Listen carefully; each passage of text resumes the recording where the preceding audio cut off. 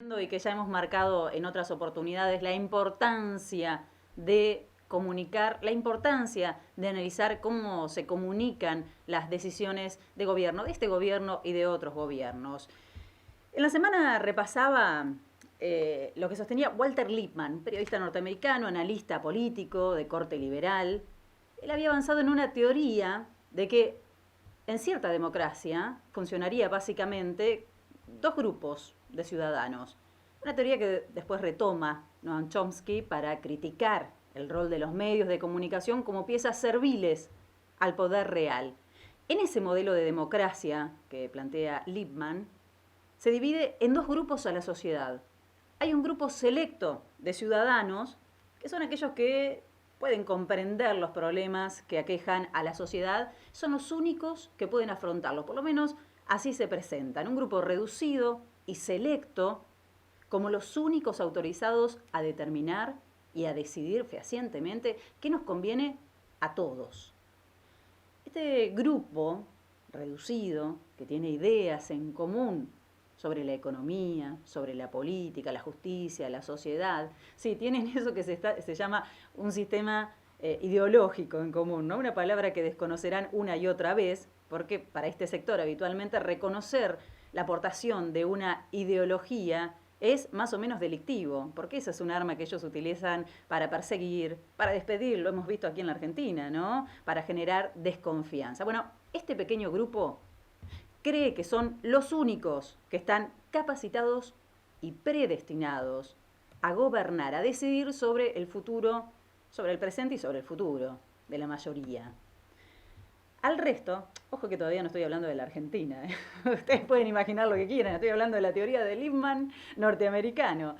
Al resto Lippmann lo llamó como, y esto es lo que me pareció interesante y para pensarlo, el rebaño desconcertado, ¿sí? Los que toman decisiones y por otro lado, el rebaño desconcertado. A este rebaño, en ese modelo de democracia, se le confiere una función básicamente pasiva. Son meros espectadores, no están, insisto, a la altura de las circunstancias. Si tuvieran que decidir, no son probos, porque además y principalmente no responden con letra y con convicción a los intereses y a la defensa de eso que llamamos el poder real. Para mantener ese rebaño pasivo y desconcertado en su lugar, para poder domesticarlo, el sistema tiene herramientas que fueron perfeccionándose. Esta teoría además tiene décadas, no es nada nuevo, pero sigue vigente y se ha perfeccionado mucho, digo, todo el mecanismo que utilizan para domesticar a esos que ellos consideran un rebaño desconcertado. Y allí, en ese mecanismo, tiene un rol predominante la prensa, los medios de comunicación. Ese es el campo donde se libran las batallas culturales y es el campo donde se ponen a prueba una de estas armas discursivas que diseñan en sofisticados y exclusivos laboratorios. Fabricar consenso para producir en la población la aceptación de algo que inicialmente no desearían. Entonces, el secreto está en cómo lo presentamos. Y además decían, hay que protegerse de ese rebaño cuando brama y pisotea, ¿no? Hay que lograr que ese rebaño, en definitiva, no se enloquezca, no reaccione, no pisotee y no salga a quejarse. Los intentos para mantener al rebaño pasivo que se llevan a cabo en estos días, y ahora sí, vengo a la Argentina, son verdaderamente desmedidos y hay que tener en cuenta que esto es solamente un comienzo. Esta semana, por ejemplo, se encargaron de mostrar como un ataque a la justicia lo que en realidad es una medida redistributiva para fortalecer a los sectores más vulnerables en el universo de los jubilados. El logro para el poder sería, en este caso, generar consenso en la opinión pública y establecer que lo que está ocurriendo hoy con las jubilaciones de privilegio en Argentina es nada más que un ejercicio de persecución a la justicia y que de chapa busca vaciar y entorpecer el avance de diferentes causas. Así lo pretenden presentar o establecer, ¿no? Nada dicen de la crisis o de en qué situación quedó el sistema previsional.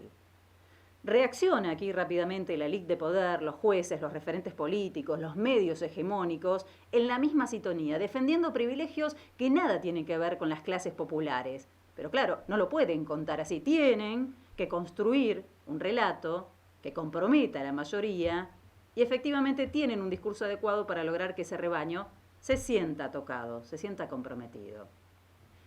Deberían tener en cuenta quizás que el rebaño que consideran pasivo habla. Bueno, habló en las urnas, lo hizo el año pasado con mucha claridad, pero además un 80% de los argentinos y las argentinas no confían en la justicia. Es un número muy alto, ¿eh?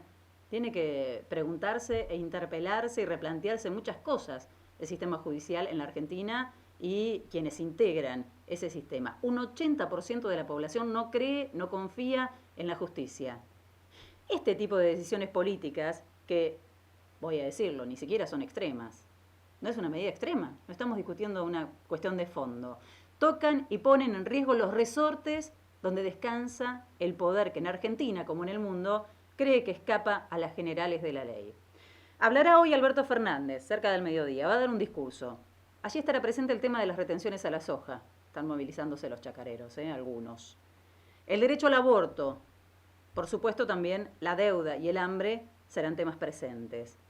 El carácter que le imprime el gobierno a estas medidas, como las retenciones, no es un carácter confrontativo como pretenden presentarlo. Ojo con eso.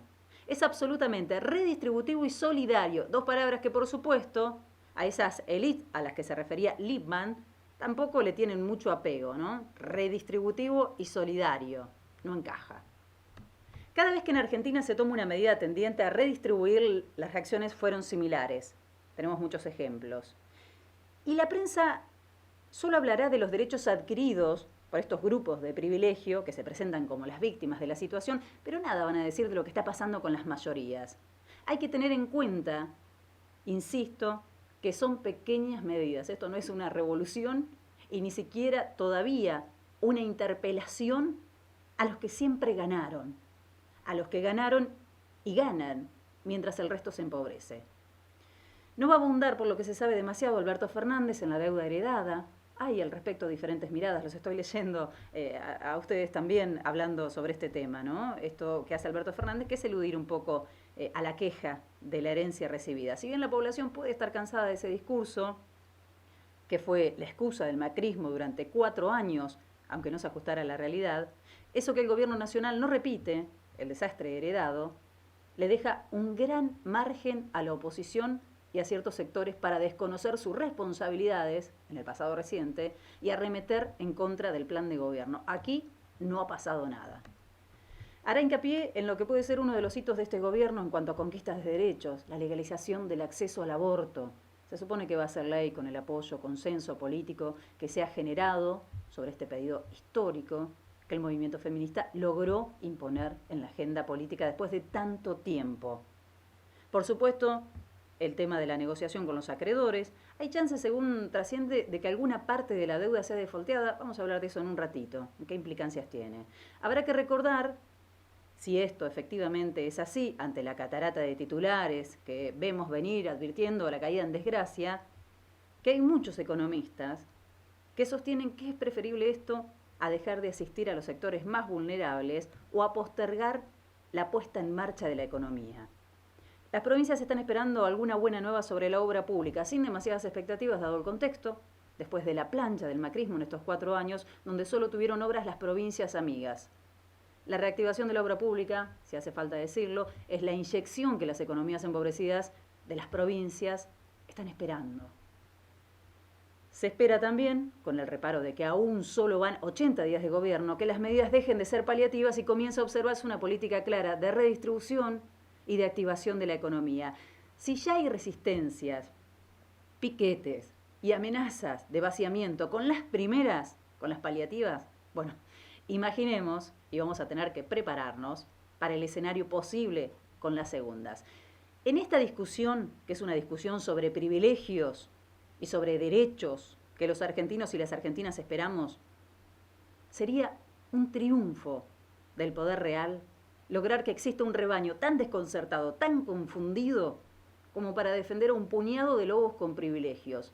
Les dirán que es en pos de defender la República, de defender la patria, las instituciones, la justicia, que los pobres, que los trabajadores sean centinelas ad honorem de los que históricamente abusaron del poder en Argentina, lamentablemente es algo que ya ocurrió y tenemos que velar para que no suceda nuevamente. Ya vimos peones explotados a la vera de la ruta y las carpas verdes. Ya vimos cacerolas repitiendo discursos que defienden intereses ajenos. Ya escuchamos a trabajadores decir que hay que pagar la energía a precios exorbitantes porque es lo que vale y estábamos mal acostumbrados. Ya vimos todo eso y mucho más. El gobierno de Alberto Fernández, insisto, no debería subestimar el tema comunicación. Tenemos que preguntarnos por qué a los gobiernos progresistas les cuesta tanto tomar medidas sin encontrar resistencias casi salvajes en algunos casos. ¿Por qué encuentran tanta oposición incluso en potenciales beneficiarios de esas medidas? En la comunicación probablemente esté la respuesta. Los gobiernos neoliberales toman medidas que se comunican de manera consensuada, se guionan, no se contradicen. El discurso, gracias a los socios, es fuertemente blindado, defendido por pretendidos comunicadores independientes, presentados de tal manera que logran el consenso. No siempre, esto es cierto, a través de la razón y de la información o de los datos duros. Muchas veces lo logran a través de las emociones, del odio, el miedo, estrategias que les resultan redituables para encauzar a eso que reducen a la lógica de un rebaño. El desafío es encontrar, es construir otra lógica comunicacional que debe contraponerse a la que imponen los medios del poder, otra agenda incluso, que no subestime la ciudadanía, que logre poner en común, de eso se trata, poner en común lo que verdaderamente importa discutir.